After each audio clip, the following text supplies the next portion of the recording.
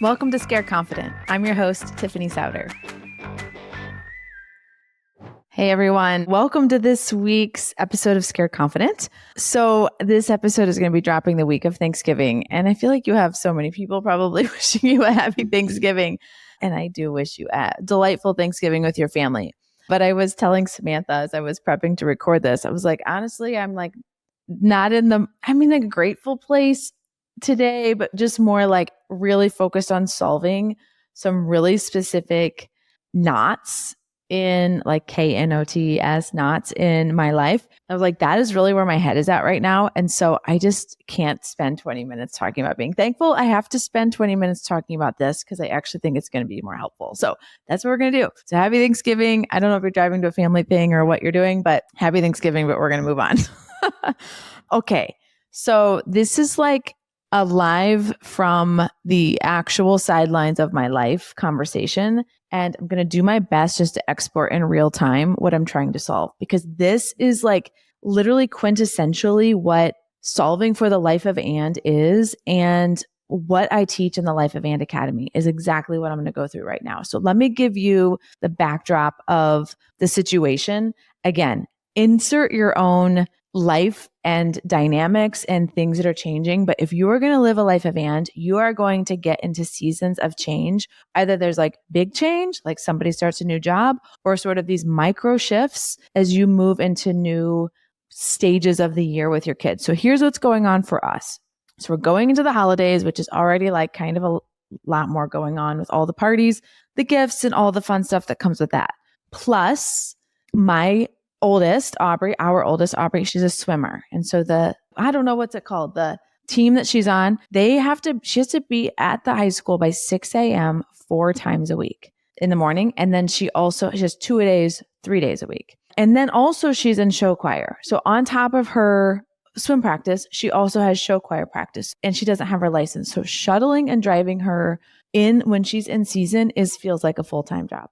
The other thing that's happening is next week, literally the same week that our oldest starts swim practice, like with the team, the season actually starts, our second one, who's in travel volleyball, they begin to start practicing with her team. I've shared that we were looking at changing clubs. We decided to do that. If you don't live in Indiana, that's totally fine. But she is going to be going to Plainfield, which is in the opposite direction of the rest of our lives. So where she was playing at before was like kind of on the way home from JR when he was coming home from work. It was like kind of on the way home from my office. It was like kind of close to my in-laws. It was like close to the other things that we went to in town. But Plainfield is not kind of on the way to anything for us. So 3 times a week, we are going to need to start driving her in the opposite direction. On top of that, there's just some transition going on in my job and my responsibility as we're going into next year and planning some really exciting things for Life of And. And as a result, I had the worst week last week. The worst week. I was grumpy the whole week. I felt behind. I felt like I was not a customer of my own life. I felt like just pissed at everybody. And I got my minimums in, but by the hair of my chinny chin did I get my minimums in. And I was like, this is insane. I am not going to be able to sustain this, what is going to be expected of us, really, I would say through April. That's when Aubrey gets her license. I think that will be a big relief valve. And then the club season goes until the end of June. So it's not like, hey, this is kind of a temporary thing. It's okay. The treadmill is just running a little faster. Like I have to actually change the way that things are getting done and who's doing what and the systems inside of the house, because this is not working for me. So after I got mad, then I started to get organized, because that's sort of the order for me. First, I'm like, oh my word. And then I'm like, okay, I don't want to be a grumpy servant. That's not who I want to be. I'm mostly mad because I don't have hold of what I need for myself to feel like I'm doing a really good job in my job, to feel like I'm running towards my own priorities, the things I want to have happen in my life. Like that is when I get crazy, is when I start to lose hold of myself. So here is what I have diagnosed. I'm still in the middle of solving this. So like some things might change, but this is what I have done so far. The first thing is I need consistency. I hate administrative things and I hate solving in a micro way. It takes thousands of ounces of energy for me. I hate it so much. And so when Aubrey has to go to school early 4 times a week, JR and I are kind of each week kind of negotiating who's taking her, who's working out, who's going to get Ivy on the bus, what's happening, what time, what's leaving. And so no Monday's the same, no Tuesday's the same, no Wednesday's the same. And I'm just like, I can't do it. So I have decided I am going to take Aubrey every time. I am always going to take her to school or to practice 4 times a week. That makes the morning consistent for me. And that is very helpful, even if it means I have to get up early. What do we get up early anyway as a family? I don't know how not to. So I need consistency. And so I told JR, I'm going to drive Aubrey to practice every time. The other thing I'm doing is right now I work out at a gym that is 20 minutes from our house. And it is not on the way to swim practice. It's in the opposite direction. So I cannot do swim drop off and work out on the same mornings in the way that things are structured right now. I have loved lifting there. I have loved working out there. It has been awesome for me, but it does not work in the season. And so I have decided I'm going to work out at a gym that is 4, maybe 5 minutes from the high school. And what I'll do is I'll drop Aubrey off. I will go directly to the gym. I'll get 40 minutes of exercise in, and I can get back to our house in time to get Ivy on the bus every single morning. So we're no longer negotiating that between JR and I. He would love to help. He doesn't mind doing it, but I need consistency. And this is going to force me to get to the gym 4 days a week, which is twice my minimum. My minimum is lifting twice a week for 50 weeks a year. So I've got to take Aubrey to practice. This makes the morning consistent for me. And then I'll have one morning a week that I can decide to get some work in. I can go for an extra long run if I want to, or I can sleep in. I have one morning a week that can be variable. And that works well for me. So that is one thing that I solve for. I hated the inconsistency. It was making me crazy. I need consistency, and this can happen. This can work whether JR is home or he is traveling. This solution will work. So it's required me to make some new choices in my workout program. I'm going to need to get used to this new thing. I like working out with a group. I'll be working out alone. It's fine. This is what I need to do probably until April, maybe until the end of June. And then I can revisit. Maybe I can go back to it. Maybe it will work. But for right now, this is what needs to happen. So I have to shop for my time. This is one of the things I talk about in the Life of And Academy is if you want to not let go of your priorities and you don't want to renegotiate the things that you have committed to, then you have to go find more time somewhere. And so I estimate I'm going to get back about 2.5 hours from this change of not driving to Carmel, not driving to the gym that's far away, not close here. And that way I'm back home by 6:45, get Ivy on the bus. It will all work great. 6:50 maybe. So that's one thing. I needed consistency, and this is how I've created it. So again, my very specific example is not the point of this conversation. It's that to fix something, which was I need consistency, I needed to make new choices. I've made new choices, and now I have to execute those and make sure everybody in the family understands, hey, this is how this is going to go now. So JR gets flexibility in the mornings. This gives him what he needs too, which is whether he's home or he's away, he can kind of figure out how to do his morning. He just doesn't need consistency as much as I do. He's more naturally consistent. And so his schedule doesn't have to be consistent. Okay, I've said the word consistent so many times, but you get the point. Okay, moving on.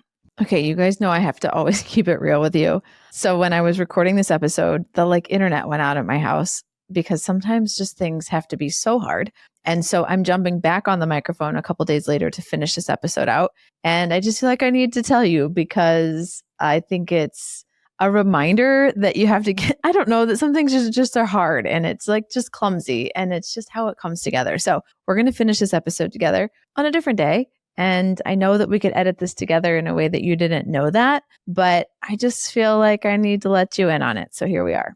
In the last couple days, as I have been working on redesigning my time and redesigning the way that just the most normal things are done, like getting the kids to practice and picking them up, I actually sat down and counted how many minutes it is that it takes for JR and I or our nanny to get the kids to practice and to get them home between our first two, just our older two. We have 4. This is just the older 2. And for our oldest, it is 3 hours a week, or if there's 4.3 weeks per month on average, or 13 hours a month of driving to the high school.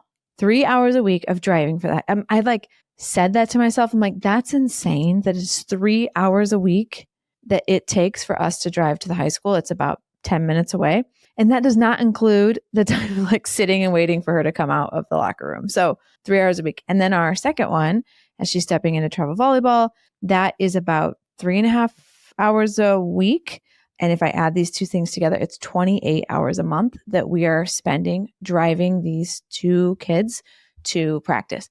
So I am not asking for you to feel sorry for me, and I am not asking for you to fix that for me. But what I think is so interesting is when we sit down and actually quantify the amount of time it takes from our family, from our lives, when we say yes to things. And this is an extremely important practice as you begin to scale your time or scale your family and what you're invested in and what you're committed to and what your kids say yes to and the boards that you sign up for and the small group Bible studies that you attend, is to really sit down and say, how do I quantify for myself how much it's going to take for us to do this?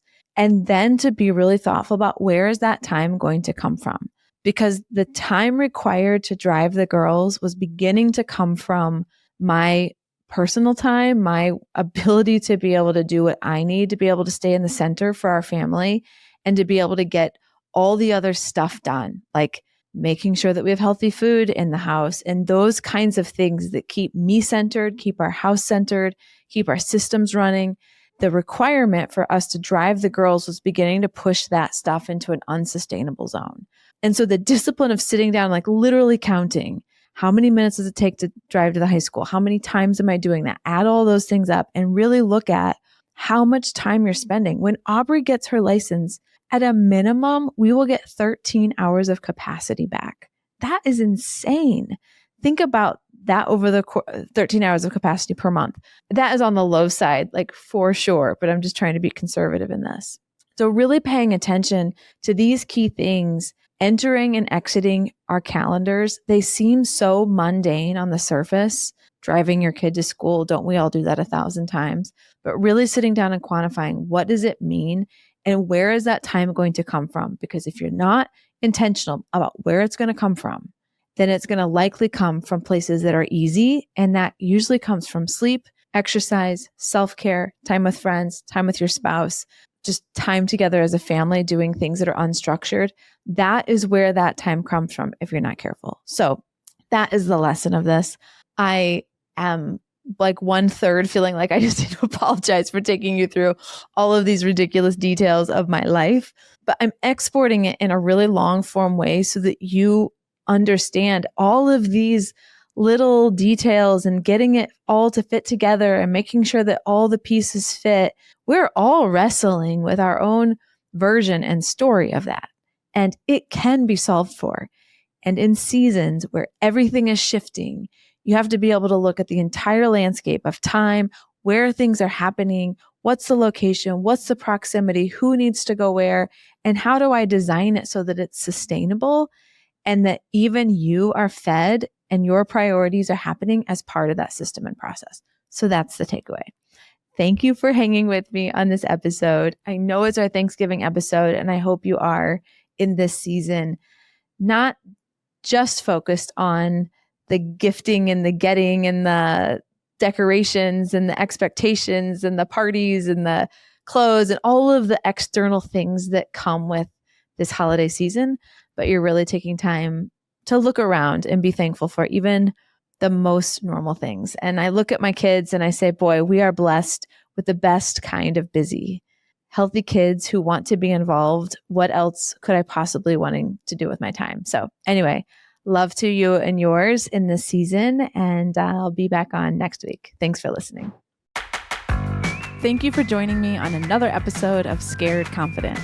Until next time, keep telling fear, you will not decide what happens in my life. I will.